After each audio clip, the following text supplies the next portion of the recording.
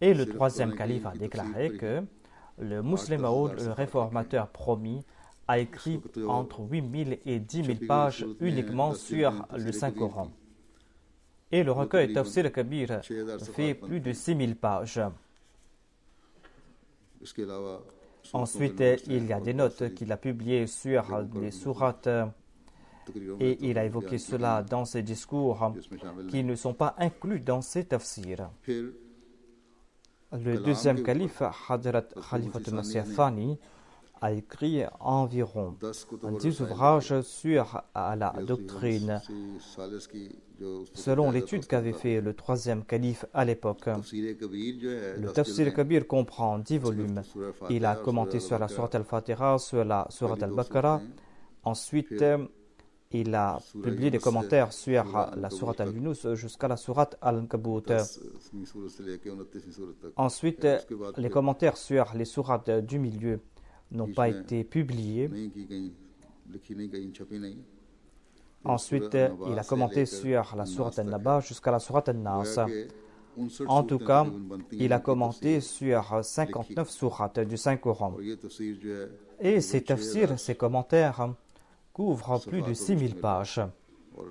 Ces commentaires ont été écrits en tout petits caractères et si l'on publie cela aujourd'hui, cela va faire entre 10 000 à 12 000 pages. En tout cas, ces commentaires vont être réimprimés de nouveau. Le Saint-Coran comprend 114 sourates ou chapitres et il n'a pas commenté sur 55 sourates. Il a publié 10 ouvrages sur la kalam et des ouvrages sur la spiritualité, sur la moralité. En tout, il a publié 31 ouvrages sur ces sujets. Il a publié 13 ouvrages biographiques. Il a publié 4 ouvrages sur l'histoire, 3 ouvrages sur la fiqh et 25 ouvrages sur la politique avant la partition de l'Inde et 9 ouvrages sur la politique après la partition de l'Inde et du Pakistan. Et il a écrit 15 ouvrages sur la politique au Cachemire. Et il a publié environ 100 ouvrages sur la Jamaat Ahmadiyya. Et il a écrit sur d'autres sujets, tout comme je l'ai dit auparavant. En tout cas, il a écrit plus de 800 ouvrages.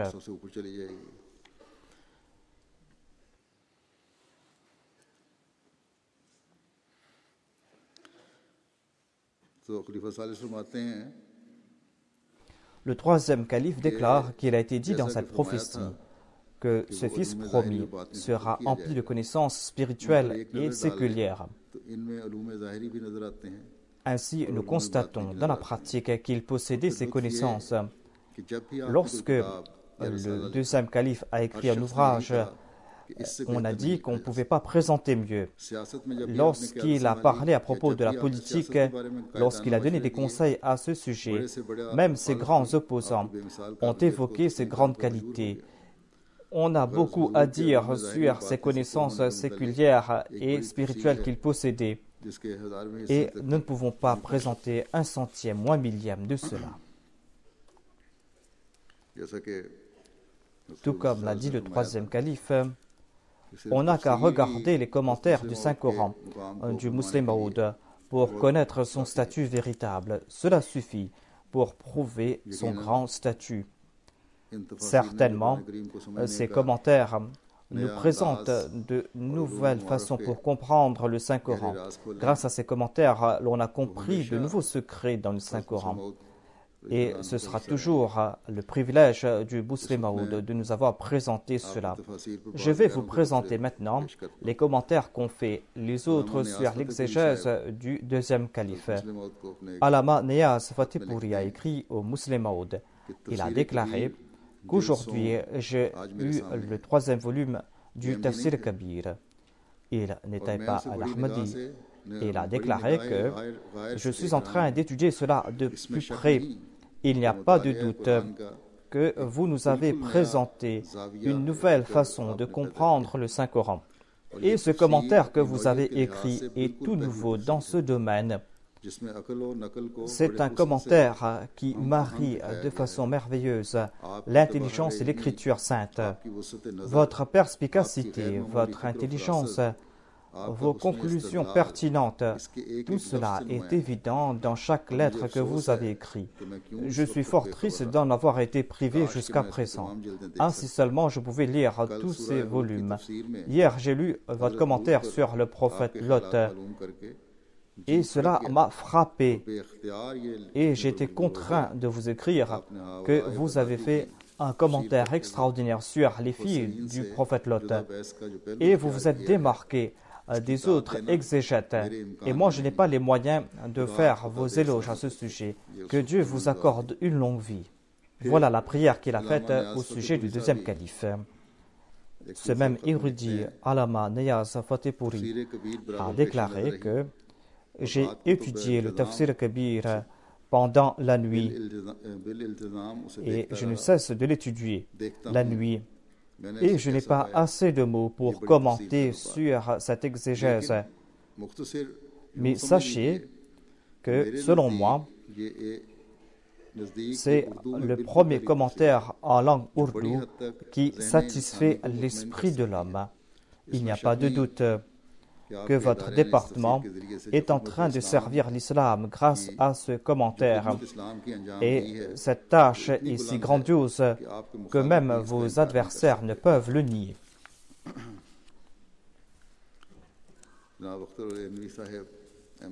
Il y a un certain Janab Akhtar qui était le président du département ourdou de l'université de Patna. Et il a présenté son point de vue à son collègue de l'université de Patna, qui s'appelait Abdul Mannan Bedil, qui était responsable du département Farsi de l'université de Patna.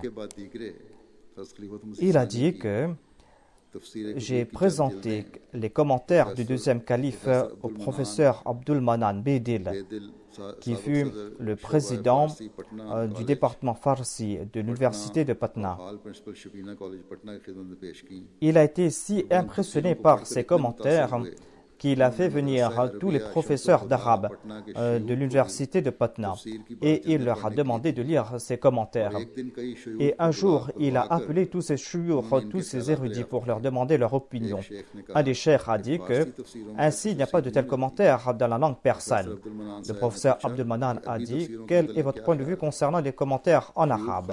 Et tous les chouyours, tous ces érudits étaient silencieux. Après quelque temps, quelqu'un a dit que nous n'avons pas tous ces commentaires en langue arabe ici à Patna. Ce n'est qu'après avoir étudié tous les tafsirs, tous les commentaires publiés en Syrie et en Égypte que l'on pourra présenter notre opinion. Le professeur a évoqué les commentaires en d'autres langues et il a dit « Il n'y a pas une seule exégèse aussi grandiose que celle de Mirza Saheb en aucune autre langue. Faites venir des commentaires d'Égypte et d'ailleurs et venez me rencontrer par la suite. » Et les experts en arabe et en persan étaient tous bouche bée. Il y a Syed Jafer Hussein, avocat de profession, qui a envoyé une lettre au rédacteur du journal Sidq Jadid. Il a écrit à l'éditeur de ce journal, Sidq Jadid, en disant que j'ai été emprisonné en raison de ma lutte pour rétablir l'État islamique et le troisième jour, on m'a fait connaître par écrit les raisons de mon emprisonnement qui étaient en fait les extraits de mes discours que j'ai prononcés ces 3 ou 4 dernières années. L'accusation était que je voulais renverser le gouvernement indien pour rétablir un État islamique. J'en fus fort étonné, un simple homme comme moi et une accusation aussi grande qu'une montagne. Mais peu à peu, j'ai ressenti qu'on a tiré ces conclusions de mes discours. Je vous ai dit que j'étais un voyageur égaré, j'avais une destination, mais je ne connaissais pas la route qui y mène. Telle était la situation de toutes les organisations islamiques de l'époque. Et le lendemain, j'ai commencé à étudier le Tafsir Kabir, le commentaire de Hadrat Muslim Maud, qui m'avait été offert en prison par un ami qu'il avait apporté avec lui en prison. Dans ses commentaires, j'ai vu un autre islam. Il n'était pas Ahmadi. Il a déclaré que j'ai trouvé dans ses commentaires tout ce dont je cherchais. En lisant le Tafsir Kabir, ce fut la première fois que j'ai connu le Coran. Abandonner son point de vue pour embrasser celui de la Jamaat Ahmadiyya. La Jamaat Ahmadiyya qui était vilipendée par tous les ulémas n'était pas chose ordinaire.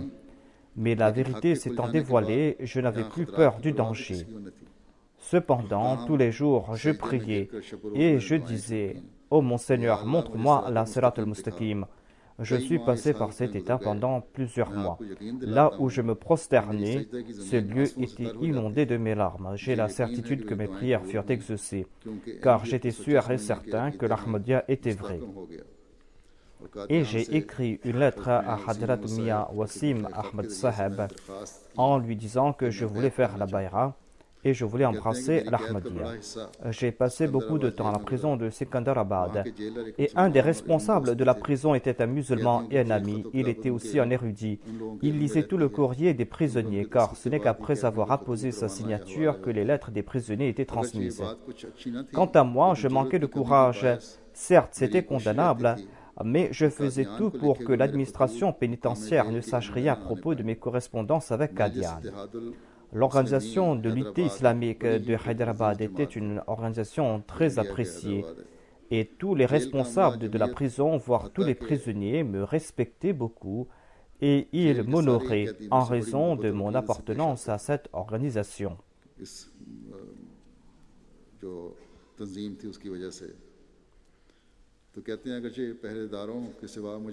Et c'est pour cette raison que mes lettres parvenaient jusqu'à Qadian sans que l'administration n'en sache rien. Mais les lettres qui venaient de Qadian en réponse étaient quant à elles ouvertes par l'administration. Quand le formulaire de la bayra est venu de Qadian, il y a eu du remous dans la prison. On ne pouvait plus taire ce secret. En fin de compte, le responsable de la prison est venu me voir avec la lettre et le formulaire. Très respectueusement, il m'a demandé « Laissez ce commentaire du Coran, je vais vous offrir les commentaires de Maulana Abdul Kalam Azad et de Maulana Maudoudi. Et grâce à cela, vous allez changer de point de vue. » Et il m'a offert ces deux commentaires, qui étaient en fait que des traductions avec des commentaires épars ici et là. Avant d'envoyer ma bayra, j'ai étudié ces deux tafsirs, ces deux commentaires. Celui qui a étudié la tafsir kabir a une telle expertise qu'il peut critiquer tous les autres commentaires. Et j'ai indiqué au responsable de la prison où il y avait des ambiguïtés dans ces deux commentaires, et là où il y avait des erreurs de traduction, et là où les sens étaient limités. Cette tâche me fut facile, car dans le tafsir kabir, il y a aussi une lexique des termes du Saint-Coran. La yamassuhu illa al-mutahharun. Seuls les purs pourront saisir les sens du Saint-Coran. Il a dit que j'ai écrit tout cela parce qu'on m'a accusé d'avoir fait la bayra sans réfléchir. J'ai étudié les tafsirs des autres, j'ai étudié aussi le tafsir kabir, j'ai fait la comparaison et c'est là que j'ai envoyé ma bayra. Et j'ai prié ne sachant si ma bayra, mon serment d'allégeance, sera accepté ou pas. Avant d'accepter ma bayra, Sa Sainteté le Calife m'a dit qu'il incombe à un musulman ahmadi d'être fidèle au régime au pouvoir et de travailler tout en respectant la loi. J'ai répondu au Calife que ses commentaires ont gravé en moi ces concepts. Après quelques jours, quand j'ai su que ma bayra fut agréée, je suis tombé en prosternation. Dans le Tafsir Kabir, j'avais lu quelque part que le Calife promit le Muslim Maoud va libérer les prisonniers. Et quand j'étais en prison, j'ai demandé au calife de prier pour moi. Et il m'a répondu en disant que je vais prier pour vous, qu'Allah vous accorde cette liberté. Quelques jours après, on m'a libéré. Ainsi, je suis l'exemple vivant de l'accomplissement de cette prophétie que le calife a promis va libérer des prisonniers. Et il y a aussi les penseurs occidentaux des États-Unis et d'Europe. Il y a un certain A.G. Avery qui est un expert en arabe et en persan et en islam. C'est un orientaliste britannique. Il a dit que ce nouveau commentaire et cette nouvelle traduction du Saint-Coran est une œuvre grandiose. Il parlait des 5 volumes du commentaire du Saint-Coran. Le premier volume est la première étape de ce chef-d'œuvre. 15 ans de cela, les érudits Ahmadis de l'Inde, de Qadian, ont commencé à travailler dessus. Et cette tâche a été accomplie sous le leadership de Mirza Bashiruddin Mahmoud Ahmad. Ce fut une tâche grandiose. On a publié une traduction exacte en anglaise du Saint-Coran ainsi que des commentaires de ces versets. J'ai devant moi le premier volume de ce commentaire. Ce premier volume qui comprend les 9 premières sourates du Saint-Coran. Il y a une longue introduction qui a été écrite par Hadrat Mirza Bashiruddin Mahmoud Ahmad. Et dans son introduction, il a dit que tous ces commentaires ont été puisés dans les écrits du fondateur de la communauté musulmane Ahmadiyya. Tout ce qu'il a dit dans ses ouvrages ou dans ses discours, ou ses commentaires ont été puisés dans les commentaires du premier et du deuxième calife. Ainsi, cette traduction et ce commentaire reflètent parfaitement le point de vue de la Jamaat Ahmadiyya sur le Coran.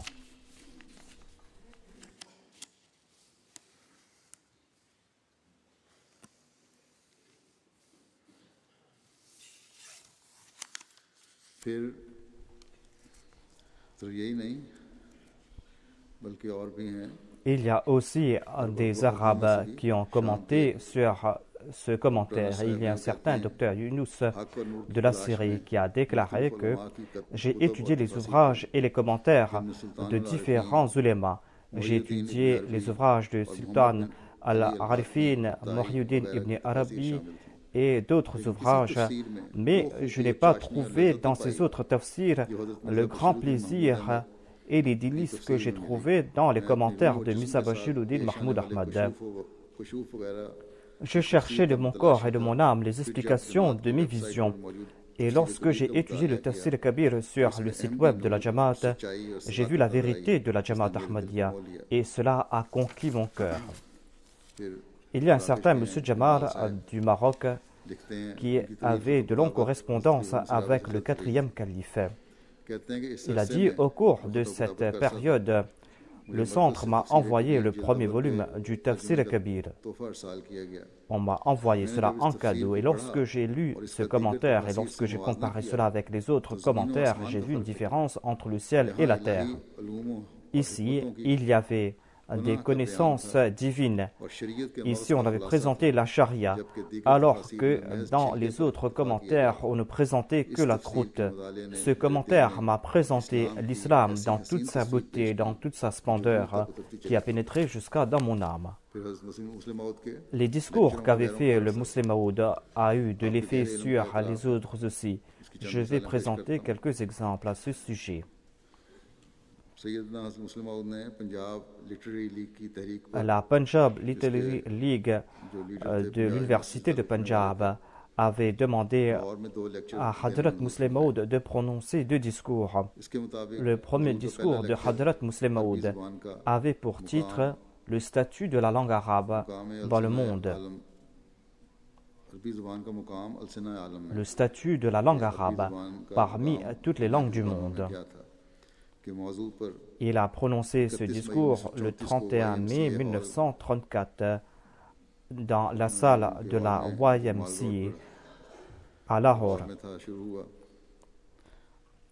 Le président de cette session était le docteur Barkat Ali Saheb, qui est aussi le principal de l'Islamia College. Le discours du calife a duré 1h30. Et à la fin de son discours, le président a remercié le calife et a demandé aux membres de l'audience d'en tirer profit. Et il a émis le désir de pouvoir écouter pareil discours érudit à l'avenir. Parmi les membres de l'assistance, il y avait des gens de toute opinion. Il y avait parmi eux Lala Kamar Singh Saheb, qui était le fils du chef juge du Cachemire. Il a écouté le discours du 2e calife et le discours du président de la session et il a exprimé sa reconnaissance en langue anglaise. Il a déclaré que l'orateur d'aujourd'hui a évoqué la grandeur de la langue arabe. Il nous a présenté des faits admirables et j'étais ravi de l'écouter. Il a ajouté, quand je venais pour écouter ce discours, je me suis dit que peut-être que l'on va présenter ces faits comme les gens du passé, ces autres musulmans qui présentent la grandeur de la langue arabe. Par exemple, une fois, on avait demandé à un arabe de présenter la supériorité de cette langue, de la langue arabe. Et il a répondu que la langue arabe est supérieure pour 3 raisons. La première raison est parce que moi je suis un arabe. Deuxièmement, parce que l'arabe est la langue du Saint-Coran. Troisièmement, parce qu'au paradis, on va parler la langue arabe. Et Lala Kamarsin disait que je pensais que j'allais entendre la même chose concernant la supériorité de la langue arabe. Mais ce discours du deuxième calife débordait de savoir et de philosophie. J'assure Mirza Saheb, le calife, que j'ai écouté chaque parole de son discours avec grande attention et j'en ai tiré un très grand plaisir. Et j'ai l'espoir que l'effet de son discours va perdurer en mon cœur pour une longue période. Il y a Sayyid Abdul Qadir Saheb, le vice-président de l'Islamia College de Lahore, qui était le président du département de l'histoire. L'Islamia College avait fait publier un article sur l'islam et le communisme dans le journal Sunrise de Lahore. Et je vous présente ici une partie de cet article. L'auteur de cet article déclare que je suis très fier d'avoir pu écouter le discours de Mirza Bashir Uddin Mahmoud Ahmad sur l'islam et le système économique et l'islam et le communisme. L'auteur de cet article a dit, ce discours, à l'instar des autres discours de Mirza Bashir Uddin Mahmoud Ahmad que j'ai écouté, a réveillé en moi ma conscience intellectuelle. C'était un discours qui débordait de connaissances. Mirza Saheb possède des dons divins. Mirza Saheb maîtrisait chaque aspect de ce sujet. C'est pour cette raison que ses opinions méritent tout notre respect et toute notre attention. Cet ouvrage doit être distribué à l'extérieur. L'on pense toujours que ce fut Maududi qui avait présenté le système économique de l'islam, alors que ce fut Hadrat Muslim Maud qui, grâce à ce discours qui a été publié dans la forme d'un ouvrage, avait parlé à ce sujet. Cet ouvrage a été traduit dans la langue anglaise.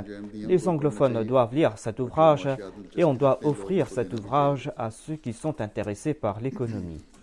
Il y a Lala Ramchand Machanda qui a présenté ses commentaires après le discours sur l'islam et le système économique présenté par le deuxième calife de la communauté Ahmadiyya. Il a dit que je me considère chanceux d'avoir pu écouter un discours aussi grandiose et je suis ravi que le mouvement Ahmadiyya est en train de progresser. Ce discours que vous venez d'entendre regorge de paroles précieuses et j'en ai tiré grand avantage. Je croyais à tort que la loi de l'islam ne concernait que les musulmans et que l'islam n'avait aucune considération pour les non-musulmans. Mais grâce à ce discours de l'imam de la Jamaat Ahmadiyya, j'ai su que l'islam préconise l'égalité de tous les hommes. Et j'en suis fort ravi. Et je dis à mes amis, quelle excuse avez-vous pour ne pas respecter un islam pareil? Et je remercie l'imam de la Jamaat Ahmadiyya des milliers de fois, lui qui nous a fait profiter grâce à son discours de ses précieuses connaissances. Voilà donc un aspect minime de l'accomplissement de cette prophétie que le Muslim Maud va posséder des connaissances spirituelles et séculières. Allah Ta'ala, Muslim Maud qu'Allah fasse que nous puissions profiter de ce trésor de connaissances que Dieu nous a accordé par l'entremise de Hadrat Muslim Maud, du réformateur promis. Et je vous ai présenté la liste de ses discours, de ces sujets qu'il a traités. Il a parlé à propos de différents sujets, qu'Allah fasse que nous puissions en tirer profit et que nous puissions grandir dans notre connaissance. Après la prière de Juma, je vais diriger la prière funéraire d'un des fils de Hadrat Muslim Maud, du deuxième calife radhiyallahu anhu. Il était le fils aussi de Hadrat Sara Begum Sahiba. Sara Begum Sahiba, qui était de la région du Bihar. Le nom de ce fils est Mukarram Sahibzada Mirza Hanif Ahmad Sahib. Il est décédé le 17 février dernier, à l'âge de 82 ans. Inna lillahi wa inna ilayhi raji'un. Il était aussi mon oncle maternel. Sahibzada Mirza Hanif Sahib est né le 24 mars 1932. Et à l'instar des autres fils de Hadrat Muslim Maud, le deuxième calife avait dédié Hazrat Mirza Hanif Sahib dès son enfance. Et le deuxième calife s'était occupé de son éducation. Le défunt avait étudié à la Madrasa Ahmadiyya et à la Jamiatul Mubashirin. En 1958, il a fait sa licence et en 1962, il a fait ses études de loi avec la condition qu'il ne va pas pratiquer en tant qu'avocat. Il a quitté le Pakistan en 1962 et de 1962 jusqu'en 1969, il a travaillé en tant que principal d'un collège en Sierra Leone. Il était un très grand intellectuel et après 20 ans de recherche et d'efforts, il a publié un ouvrage sous le titre de la compréhension du Messie promet l'Islam du Saint-Coran. Un ouvrage qui comprend les énoncés sur le Saint-Coran écrits par le Messie promet l'Islam ainsi que des vers de ses poèmes en arabe, en persan et en ourdou. C'est un ouvrage important qui a été publié en 2004. Il a aussi écrit d'autres ouvrages sur les poèmes et vers composés par le Messie promet l'Islam en arabe, en persan et en ourdou, sous le titre de Adabul Masih. Le défunt s'était marié en 1959 avec Mukarrama Tahira Begum Sahiba, qui était la fille de Mukarram Sayyid Zainul Abidin Sahib, qui était lui-même l'oncle maternel du quatrième calife. Et le défunt a quitté derrière lui 4 enfants, dont Mukarram Mirza Sultan Ahmad, qui est aux États-Unis, et 3 filles, dont Amatul Momin Sahiba, qui est l'épouse du docteur Khalid Nassim de Rabwa. Il y a ensuite Mina Mubaraka Sahiba, qui est l'épouse de M. Ahsan Ahmadi. Et il y a aussi l'épouse d'Abdul Sami Farah Ahmad Khan.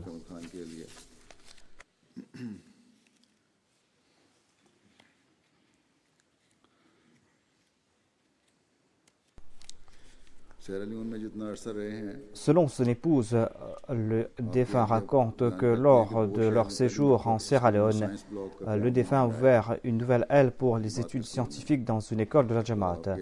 Selon son épouse, le défunt a supervisé les travaux du début à la fin, des journées entières. Kamar Suleiman Saeb, qui était en tournée en Sierra Leone, raconte que jusqu'à présent, les gens se souviennent du défunt là-bas. Le défunt a aidé les orphelins dans le secret. Il était aussi plein de considération pour ses amis. Et après le décès d'un de ses amis proches, il s'est occupé de ses enfants qui étaient en bas âge et il s'est même occupé de leur mariage. C'est ainsi qu'il a respecté ses liens d'amitié. Parmi les enfants de Hadrat Muslim Maud, le défunt était celui qui maîtrisait le plus la langue persane. Il avait étudié en détail les ouvrages du Messie promet l'Islam, et ce n'est qu'après une étude poussée de la littérature du Messie promet l'Islam qu'il a écrit cet ouvrage Fahm Ta'limul Quran. Son épouse raconte que le défunt lui avait dit que des fois il a lu certains ouvrages du Messie promet l'Islam une vingtaine, voire 25 fois. Il avait une très grande affection pour Qadian. Et depuis quelques années, sa santé s'était détériorée, mais en dépit de cela, il était parti à 2 reprises pour la Jalsa Salana de Qadian. Il avait une grande certitude dans la prière.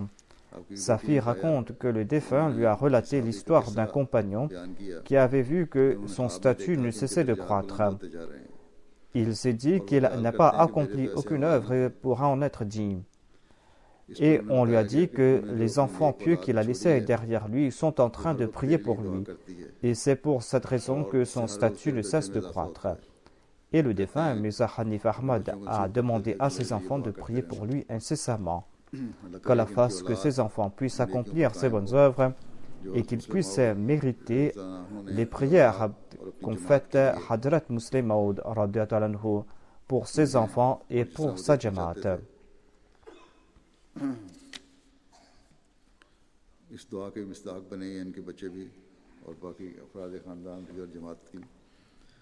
Hadrat Muslim Maud, le deuxième calife, avait prié pour les membres de la famille du Messie promet l'Islam, pour ses enfants, lui, et pour leurs descendants, pour qu'ils soient sous la protection de Dieu et pour qu'ils soient à l'abri de Satan et pour qu'ils préfèrent la foi à ce bas monde. Qu'Allah accorde son pardon et sa miséricorde à Muhtaram Mirza Hanif Ahmad et qu'il exalte son statut, qu'il fasse que ses enfants puissent s'acquitter de leur devoir de filiation à son égard.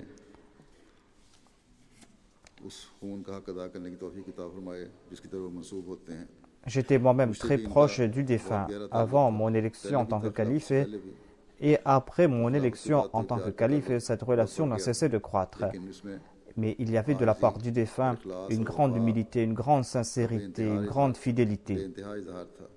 Qu'Allah exalte son statut et qu'il établisse un lien spécial entre ses enfants et le califat.